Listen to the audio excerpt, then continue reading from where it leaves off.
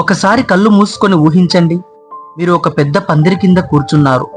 ముందు అరటి ఆకు, వేడివేడిగా పొగలు కక్కే అన్నం. ఒకరు చెప్తున్నారు, ఇంకొంచెం నెయ్యి వేసుకోండి నాయనా.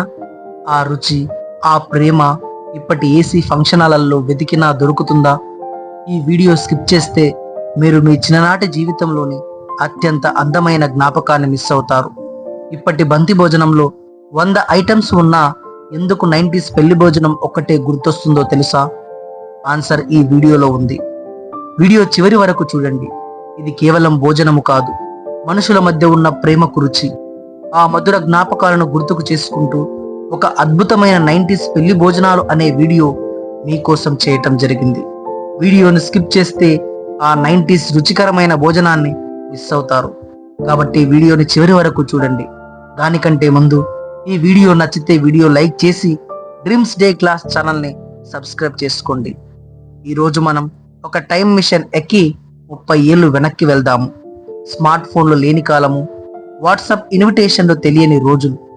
పెళ్లి అంటే ఊరంతా సందడి, అరటాకులో వడ్డించే అమృతం లాంటి భోజనం. 90ల నాటి పెళ్లి భోజనాల దగ్గర ఉండే ఆ హడావిడి, మనుషుల మధ్య ఉండే ఆ అనురాగము ఇప్పుడు ఎక్కడైనా ఉందా? రండి, ఆ రోజులను ఒకసారి నెమరు వేసుకుందాము. కర్రలతో వేసిన పెద్ద పందిరి, దాని కింద బల్లలు లేదా నేల మీద చాపలు వేసుకుని భోజనం చేయడం. అప్పట్లో ఇప్పుడున్నట్టు బఫే సిస్టమ్ లేదు, వరుసలు ఉండేవి. వడ్డించే వాళ్ళు అటు ఇటు పరిగెడుతుంటే, ఒరేయ్ అటు ఆకులు వేశారా, ఇక్కడ నీళ్ళ గ్లాసులు పెట్టలేదు చూడు అని ఒకటే అరుపులు. ఆ పందిరి కింద వేడికి చెమటలు పడుతున్న ఆ భోజనం కోసం వేచి చూడటంలో ఉండే ఆ కిక్కే వేరు.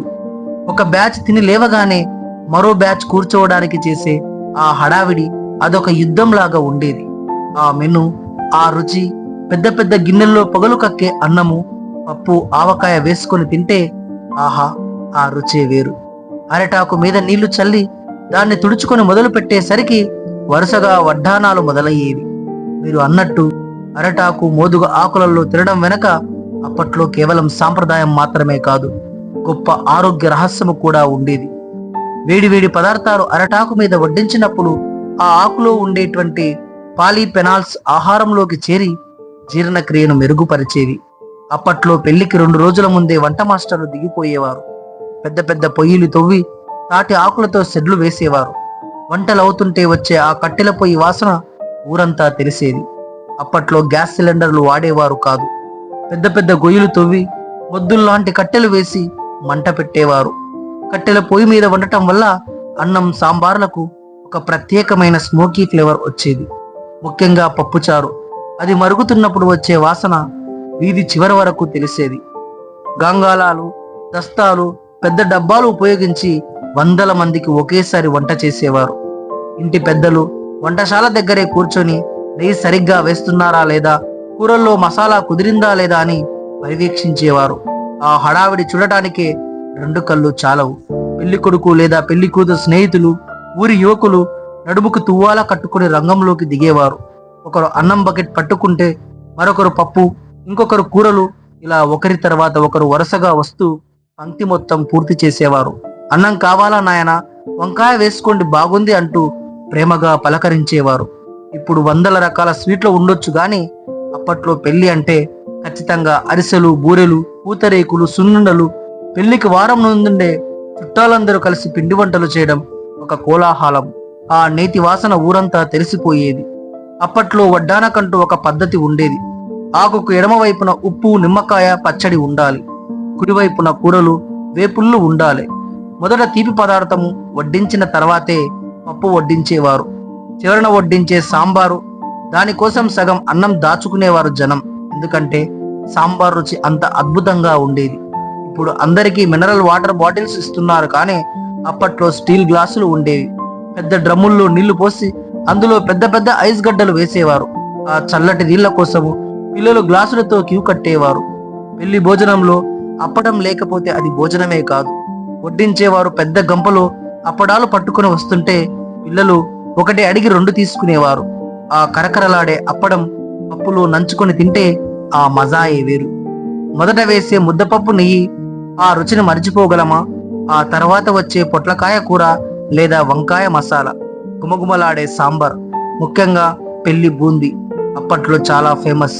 అన్నంలో బూంది కలుపుకొని తింటే ఉండే ఆ తృప్తి ₹1,00,00,000 బిర్యానీలో కూడా దొరకదు. ఇక ఆఖరిలో వేసే ఆ గడ్డ పెరుగు, వేడి వేడి జిలేబీ లేదా మైసూర్ పాక్, అబ్బో!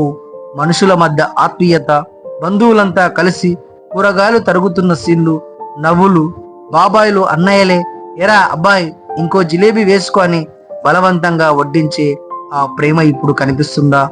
డైనింగ్ టేబుల్స్ దగ్గర సైలెంట్ గా తినడం కాదు, పక్కన కూర్చున్న అపరిచితుడితో కూడా కూర బాగుందా సార్ అని మాటలు కలిపే రోజులు అవి. పెళ్లి పనులన్నీ ఇంటి మనుషులే దగ్గరుండి చూసుకునేవారు. అందుకే ఆ వంటల్లో అంత రుచి ఉండేది. భోజనం చేసి బయటకు రాగానే పెద్ద పళ్ళెంలో తమలపాకులు, వక్కపొడి, సున్నం సిద్ధంగా ఉండేవి. పెళ్లికి వచ్చిన పెద్దలందరూ తాంబూలం వేసుకొని పందిరి కింద కూర్చొని రాజకీయం నుంచి సినిమా ముచ్చట్ల వరకు అన్నీ చర్చించుకునేవారు. నోరు పండటమే కాదు, బంధుత్వాలు కూడా పండటంలోనే బలపడేవి. నిజమే కదండి, ఆ రోజుల్లో మనుషుల మధ్య ఉన్న ఆత్మీయత, ఆ అరటాకు భోజనంలో ఉన్న రుచి, ప్లాస్టిక్ ప్లేట్లు, బఫే సిస్టమ్ ఉన్న నేటి కాలంలో కొంచెం కరువయ్యాయనే చెప్పాలి. చరిత్రను గమనిస్తే పూర్వం పెళ్లి విందులను సమారాధనని పిలిచేవారు.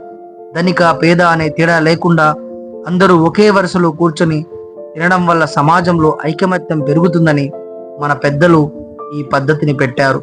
అతిథిని దైవంగా భావించే సంస్కృతి మనది. ఇంట్లో వండినట్లుగా ప్రేమతో వడ్డించడం వల్ల బంధుత్వాలు బలపడతాయి.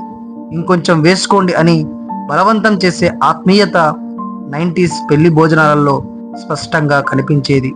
కాలం మారింది, ఇప్పుడు ఏసీలు వచ్చాయి, వందల రకాల వెరైటీలు వచ్చాయి. కానీ ఆ పందిరి కింద కూర్చొని అందరితో కలిసి పంచుకున్న ఆ ముద్దపప్పు ఆవకాయ రుచి మాత్రం మళ్ళీ రాదు. ఒక్క నిమిషం ఆగండి, మీరు ఈ వీడియోలో చూసింది ఒక కాయిన్కి ఒకవైపు మాత్రమే. 90s కాలం లోపల ప్రతి ఒక్క పెళ్లిలో ఈ రకమైన భోజనాలు ఉండేవి కాదు. ఎందుకోసం అంటే ఆ కాలం లోపల చాలా వరకు పేదవాళ్ళందరూ కూడా అన్నాన్ని తినేటువంటి పరిస్థితి ఉండేది కాదు. వాళ్ళందరూ కేవలము వాళ్ళ పొలాలలో పండించినటువంటి రాగులు, జొన్నలు, సజ్జలు ఇవి తిని మాత్రమే బతికేవారు. మరి ఇలాంటి పరిస్థితిని పరిశీలించినటువంటి అప్పటి ముఖ్యమంత్రి స్వర్గీయ ఎన్టీ రామారావు గారు ప్రతి ఒక్క పేదవాడు కూడా తెల్లటి అన్నాన్ని తినాలన్న ఉద్దేశంతో రూపాయికి కిలో బియ్యం అనేటువంటి పథకాన్ని తీసుకొని వచ్చి ప్రతి ఒక్క పేదవాడి కడుపును నింపినటువంటి గొప్ప మహానుభావుడు స్వర్గీయ ఎన్టీ రామారావు గారు. ఆయన చేసినటువంటి ఆ యొక్క పథకం ద్వారానే నేడు మన తెలుగు రాష్ట్రంలో ఉండేటువంటి పేదవాళ్ళందరూ కూడా అన్నాన్ని తినడం అనేది జరిగేది. మరి ఆ కాలంలో పేదవారు అందరూ కూడా ఈ యొక్క పెళ్లిళ్ళ కోసము ఎంతో ఆశతో ఎదురు చూసేవాళ్ళు. ఎందుకోసం అంటే చాలా మంది అన్నాన్ని తినలేనటువంటి పరిస్థితిని ఆ కాలంలో అనుభవించేవారు. మరి అప్పుడు అన్నాన్ని సాక్షాత్తు పరబ్రహ్మ స్వరూపంగా భావించి అన్నాన్ని అస్సలు కూడా వృధా చేసేవారు కాదు. మరి ఆ కాలంలో పెళ్లిళ్ళల్లో ఆహారానికి ఎక్కువ ప్రాధాన్యత ఇచ్చేవారు. కానీ నేటి కాలంలో చాలా మంది వ్యక్తులు పెళ్లిళ్ళల్లో ఆహారాన్ని పెట్టడానికంటే బదులుగా ఆహారాన్ని మంచిగా రుచికరంగా అందరూ మెచ్చుకునేటట్టుగా పెట్టడానికి బదులుగా వేరే రకమైన విషయాలకు ఎక్కువ ప్రాధాన్యతనిస్తున్నారు. పెళ్లిళ్ళలో డీజేలు పెట్టడం కావచ్చు, ఎల్ఈడి స్క్రీన్లు పెట్టడం కావచ్చు, ఇలాంటి రకరకాల విషయాలపైన ఎక్కువగా ఫోకస్ చేసి ఆహార విషయాన్ని నిర్లక్ష్యం చేస్తున్నారు. కాబట్టి ప్రతి ఒక్కరు కూడా మీరు మీ జీవితంలో ఒకేసారి పెళ్లి చేసుకుంటారు. ఆ పెళ్లి చేసుకునేటువంటి ఆ సమయంలో ప్రతి ఒక్క వ్యక్తి కూడా మిమ్మల్ని ఆశీర్వదించాలంటే మీరందరూ కూడా మీ పెళ్లికి వచ్చినటువంటి ప్రతి ఒక్క అతిథికి రుచికరమైనటువంటి ఆహారాన్ని పెట్టడం మీ యొక్క బాధ్యతగా భావించండి. మీరు ఆహారాన్ని మంచిగా పెట్టినప్పుడు దాన్ని తిన్నటువంటి ప్రతి ఒక్క వ్యక్తులు మిమ్మల్ని అందరినీ ఆశీర్వదించేటువంటి ప్రయత్నం చేస్తారు. అంతేకాని మీరు పెట్టినటువంటి డీజేలను చూసి, మీరు పెట్టినటువంటి ఎల్ఈడి స్క్రీన్లను చూసి ఏ ఒక్క వ్యక్తి కూడా మిమ్మల్ని ఆశీర్వదించడం అనేది చెయ్యరు. అంతేకాకుండా నేడు సమాజం లోపల జరుగుతున్నటువంటి చాలా పెళ్లిళ్లలో ఆహారాన్ని వృధా చేస్తున్నారు. కానీ నేటికి భారతదేశంలో చాలా మంది వ్యక్తులు ఒక పూట ఆహారాన్ని తినడానికి కూడా స్తోమత లేనటువంటి పరిస్థితిని అనుభవిస్తున్నారు. కాబట్టి మీరు ఎక్కడైనా పెళ్లిళ్లలో మీకు ఎక్కడైనా ఆహారం మిగిలిపోయినట్టయితే ఆ యొక్క ఆహారాన్ని మీ చుట్టుపక్కల ప్రాంతంలో ఉన్నటువంటి వృద్ధాశ్రమాలు కావచ్చు, అనాథాశ్రమాలు కావచ్చు, లేదా మీ ప్రాంతంలో ఉండేటువంటి బిచ్చగాళ్లకు ఆ యొక్క ఆహారాన్ని పెట్టి వాళ్ళ యొక్క కడుపును నింపేటువంటి ప్రయత్నం చేయండి. ఎందుకోసం అంటే రైతు అనేటువంటి వ్యక్తి 1 కిలో ఆహారాన్ని పండించడం కోసం, 1 కిలో రైస్ పండించడం కోసం దాదాపు 5,000 లీటర్ల నీటిని ఉపయోగించి కేవలం 1 కేజీ ఆహారాన్ని అంటే 1 కేజీ రైస్ను పండించడం అనేది జరుగుతుంది. కాబట్టి ఎంతో విలువైనటువంటి ఈ యొక్క ఆహారాన్ని మనం కాపాడుకున్నట్టయితే భవిష్యత్తు లోపల ఆహార కొరత లేనటువంటి భారతదేశాన్ని మనం చూడొచ్చు. నేడు ప్రపంచవ్యాప్తంగా అనేక రకాల దేశాలు యుద్ధాలు చేస్తూ ఆ యుద్ధాల వ్యామోహంలో పడిపోయి ఆ దేశాలన్నీ కూడా పూర్తిగా పేదరికంలో మునిగిపోయి తినడానికి ఆహారం లేనటువంటి పరిస్థితిని అనుభవిస్తున్నాయి. కానీ నేడు ప్రపంచానికి అన్నం పెట్టేటువంటి పరిస్థితికి మన భారతదేశం ఎదిగిందంటే దానికి కారణం ఎంతో మంది శాస్త్రవేత్తలు. వాళ్ళు చేసినటువంటి కృషి ఫలితంగానే నేడు భారతదేశం ఆహార పరంగా ఎంతో గొప్ప స్థానంలో ఉండటం అనేది జరిగింది. కాబట్టి ఈ 90s పెళ్లి భోజనాలకు సంబంధించినటువంటి ఈ యొక్క వీడియో మీ అందరికీ నచ్చినట్టయితే ఈ యొక్క వీడియోని లైక్ చేసి ఈ యొక్క వీడియోని మీకు తెలిసినటువంటి ప్రతి ఒక్క వ్యక్తికి షేర్ చేసేటువంటి ప్రయత్నం చేయండి. ఎందుకోసం అంటే ఆహార ప్రాధాన్యత గురించి తెలుసుకునేటువంటి హక్కు ప్రతి ఒక్కరికి ఉంది. కాబట్టి ఈ వీడియో ద్వారా సమాజం లోపల పెళ్లి చేసుకునేటువంటి ప్రతి ఒక్క వ్యక్తి లోపల అవేర్నెస్ తీసుకురావాలన్న ఉద్దేశంతో ఈ యొక్క వీడియో చేయడం అనేది జరిగింది. కాబట్టి తప్పకుండా ఈ యొక్క వీడియోని మీకు తెలిసిన ప్రతి ఒక్క గ్రూప్ లో మీకు తెలిసినటువంటి ప్రతి ఒక్క వ్యక్తికి షేర్ చేస్తారని ఆశిస్తున్నాను. అంతేకాకుండా మన ఛానల్లో 90s కాలానికి సంబంధించినటువంటి మరెన్నో అద్భుతమైనటువంటి వీడియోస్ ని అప్లోడ్ చేయడం జరిగింది. మీకు సమయం ఉన్నప్పుడు ఆ యొక్క ప్రతి ఒక్క వీడియోను కూడా మీరందరూ చూసేటువంటి ప్రయత్నం చేయండి. అంతేకాకుండా మీ 90s కాలానికి సంబంధించినటువంటి ఇంకా ఏదైనా వీడియో మీకు కావాలనుకుంటే ఇక్కడ కామెంట్ సెక్షన్ లో మీరు కామెంట్ చేసినట్టయితే తప్పకుండా ఆ యొక్క వీడియో చేసి ఈ యొక్క ఛానల్లో అప్లోడ్ చేయడం అనేది జరుగుతుంది.